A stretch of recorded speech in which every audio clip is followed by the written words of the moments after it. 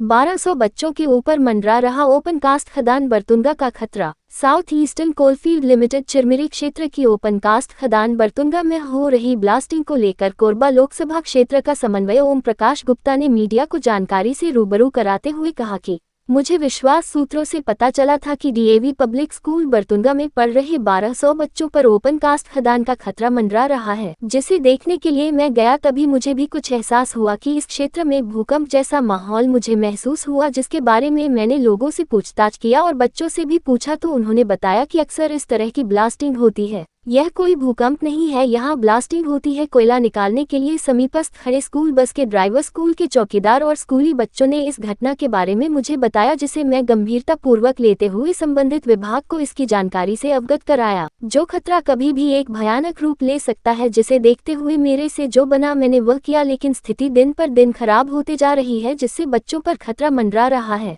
उन्होंने कहा कि इस विषय पर गंभीरता पूर्वक नहीं लिया गया तो सरकार तक इसकी आवाज पहुंचने में पीछे नहीं हटूंगा, क्योंकि यह बच्चों के भविष्य का सवाल है और उनकी जिंदगी का सवाल है। क्योंकि आसपास का माहौल और ओपन कास्ट का बढ़ता हुआ क्षेत्र देखकर वैसे ही डर लगने लगा है, जहां छोटे छोटे बच्चे शिक्षा प्राप्त कर रहे हैं। मैं एक सामाजिक कार्यकर्ता और एक जनप्रतिनिधि होने के नाते से भी मेरा जो दायित्व था मैंने किया और हमेशा इसी तरह की समस्याओं को लेकर आवाज उठाता रहूंगा। मीडिया द्वारा पूछे जाने पर अपने किन किन को इसकी जानकारी से अवगत कराया, उन्होंने कहा कि मुझे जो बना मैं फोन के माध्यम से और फेसबुक में पोस्ट कर इसकी जानकारी से लोगों को अवगत कराया हूँ। छत्तीसगढ़ चिरमिरी से आर स्टीफन की रिपोर्ट। आपका नाम? मैं ओम प्रकाश गुप्ता। आप कांग्रेस में किस पद में हैं? मैं कोरबा लोकसभा का समन्वयक हूँ, पूर्व जिला कोषाध्यक्ष। आप डीएवी पब्लिक स्कूल क्यों गए थे, क्या वजह? क्या था कि मुझे विश्वस्त सूत्रों से जानकारी मिली और इस बीच कई लोग मुझे शिकायत किए कि भैया वहाँ पर डीएवी स्कूल के आसपास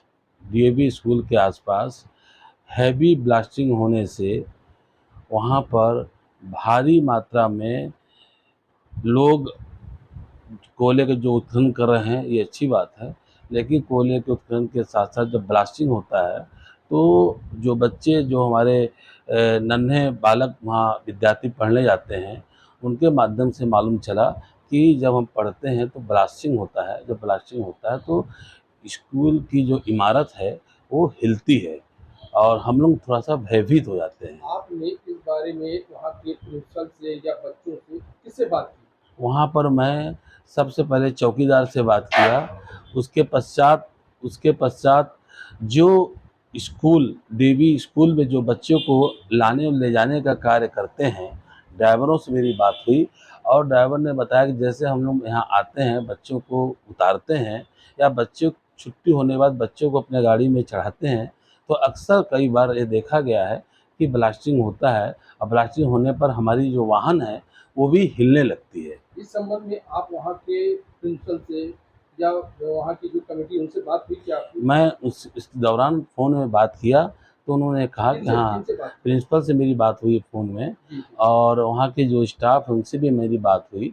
उन्होंने कहा क्या कहा? कि हाँ, जब ब्लास्टिंग होती है, जब ब्लास्टिंग होती है तो इमारत डीएवी स्कूल की जो भवन है वो हिलता है, जिससे थोड़ा बच्चे। आप जब गए तो वहाँ ऐसी कोई स्थिति थी क्या? हाँ, जब मैं गया वहाँ पर तो मुझे भी महसूस हुआ, इत्तेफ़ाक से जैसे मैं अपने कार से उतरा वैसे मैं महसूस किया कि जैसे हल्का सा भूकंप आ रहा है। मैंने वहाँ के लोगों से, रहवासियों से बात किया, पूछा, "क्यों भाई ये कैसा भूकंप जैसा लग रहा है?" बोला, "हाँ, अक्सर ये भूकंप नहीं है, पर जो अगल-बगल जो ओपन कास्ट ओशियन माइन्स चल रहा है, वहाँ के ब्लास्टिंग होने से ये अक्सर वहाँ पर भवन हिलते हैं, इमारत हिलती है, तो हम लोग समझ जाते हैं कि यहाँ ब्लास्टिंग हुआ।" इस संबंध में आपने किसी कोयला खान अधिकारियों से संपर्क किया क्या? नहीं, मैंने अभी कोयला अधिकारियों से संपर्क अभी नहीं किया, पर फ़ोन में मेरी लगातार चर्चा हो रही है। किससे पूछा? मैं कलेक्टर से भी फ़ोन लगाया, एमसीबी कलेक्टर के पास फ़ोन लगाया, इत्तेफ़ाक से कलेक्टर साहब ने फ़ोन नहीं उठाया, तो मैंने फिर अपने फ़ेसबुक में इस सारी बातों को लिख कर डाला और जितने भी प्रिंट मीडिया हैं और जितने भी पत्रकार साथी हैं, उनको भी मैं बात बताया कि इस चीज़ को उठाइए, क्योंकि जो नौनिहाल बच्चे हैं और वहाँ पढ़ने जाते हैं और छोटे-छोटे बच्चे भी डरते हैं और महसूस करते हैं कि इस इमारत को हिलने से भयभीत हो जाते हैं।